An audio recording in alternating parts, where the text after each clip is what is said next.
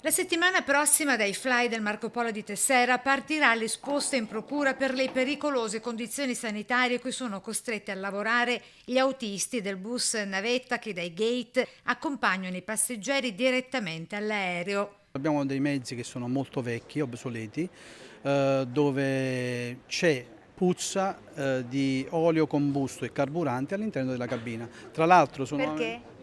perché non c'è manutenzione da anni, perché mancano le guarnizioni di chiusura dei vani che devono sigillare il motore e non ci sono, in molti i finestrini non funzionano, ancora peggio ci sono sedili che sono ridotti alla sola struttura metallica. Tra le problematiche emerse nel corso dello sciopero di 24 ore allo scalo veneziano, del personale addetto ai varchi di sicurezza e degli handler pesantemente sotto organico, soffrono turni di lavoro massacranti, ferie non concesse e straordinario non pagato tra i tanti problemi. Già 7 dipendenti in fuga nel solo mese corrente, raccontano nel corso del presidio. A spanne 1 a 100 perché di passeggeri è sempre molto alto il volume. Noi dobbiamo mantenere delle tempistiche di velocità, ma al contempo dobbiamo mantenere uno standard qualitativo che deve essere molto alto. Siamo assoggettati a continui controlli, audit qualitativi,